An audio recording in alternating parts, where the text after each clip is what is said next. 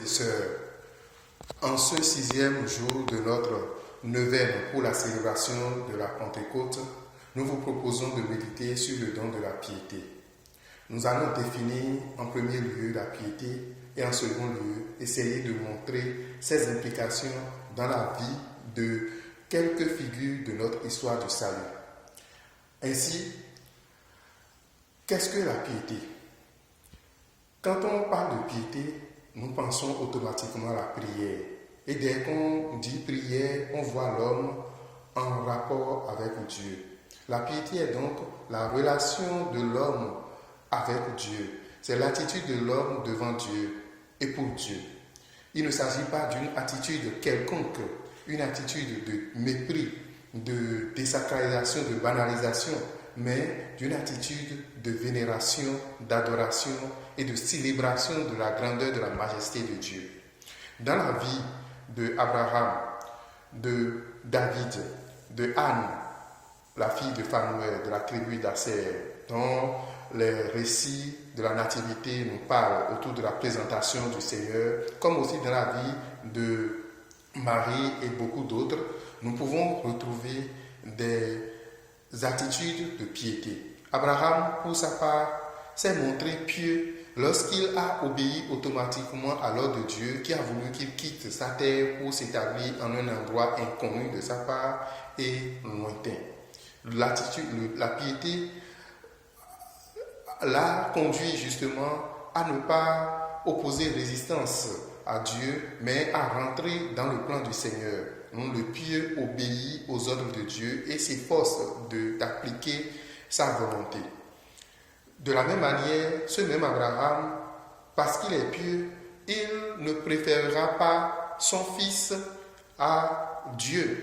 Il préfère obéir à Dieu plutôt que de maintenir son fils vivant. Donc c'est pourquoi il a accepté sacrifier son fils. Mais chaque fois, on trouve qu'au bout du rouleau, il gagne non seulement l'estime de Dieu, mais il gagne une grande place dans la considération même de tous les hommes.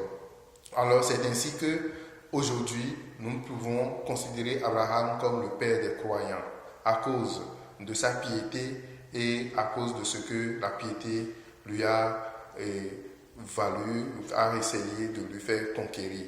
David a été pieux en pleurant ses péchés, en se couvrant de sable, de cendres et de sacs, aussi en décidant, en entreprenant de construire un temple pour l'arche de l'alliance.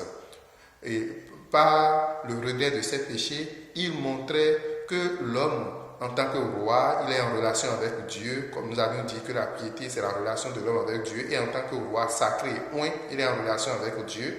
Donc, il montrait par le regret de ses péchés que l'homme pieux, l'homme qui est en relation avec Dieu, qui veut vraiment respecter et vénérer Dieu, ne peut pas, la vénération de Dieu ne cautionne pas, n'accepte pas la culture du péché, du mal. Nous devons donc sanctifier nos âmes, regretter nos péchés, nous débarrasser de tout péché, en nous confessant régulièrement et en nous sanctifiant ainsi pour rendre nos maisons, nos âmes habitables pour Dieu. Ceux qui croient, dit Jésus-Christ, et mon Père et moi, nous viendrons habiter en eux. Voilà.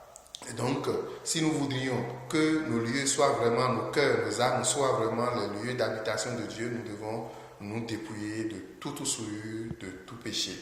De la même manière, David, en entreprenant de construire une maison pour Dieu, pour l'arche de l'alliance, il manifeste ainsi de la vénération, du respect pour tous ceux qui portent le nom de Dieu. Et nous, quelle place les églises ont-elles dans notre vie? Quelle considération avons-nous pour les choses sacrées? Les respectons-nous, les vénérons, les entretenons-nous? Nous devons entretenir nos églises. Nous devons entretenir tout ce qui porte le nom de Dieu, tout ce qui est affecté à Dieu et les respecter. Ne jamais chercher à les démolir, les désacraliser, les banaliser, mais plutôt les considérer. Nos piétés vont jusqu'à ce lieu. En fin de compte, la piété ne nous exclut quand même pas d'être dans les assemblées de Dieu. Anne, la fille de Phanuel, par exemple, de la tribu d'Asser, elle était à l'église, au temple, jour et nuit. Et parce qu'elle vivait les événements et était souvent à l'église, elle a eu le privilège d'assister justement à la présentation du Seigneur. Et de la même manière, nous ne pouvons pas prétendre être pieux en étant en marge des événements de l'Église. Nous devons faire partie intégrante de ces événements, être acteurs des événements de l'Église. Nous faisons partie du peuple de Dieu et notre piété exige donc de nous que nous participions aux activités de l'Église, à la vie de l'Église, à la vie de foi. Nous ne nous ferons pas raconter des choses, mais nous devons être témoins vivants parce que Dieu est avec nous, nous sommes unis à lui, donc nous sommes à même de raconter ce que nous avons vécu.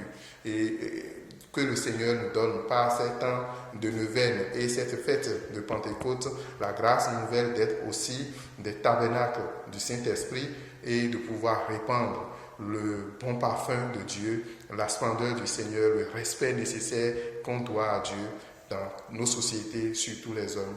Amen.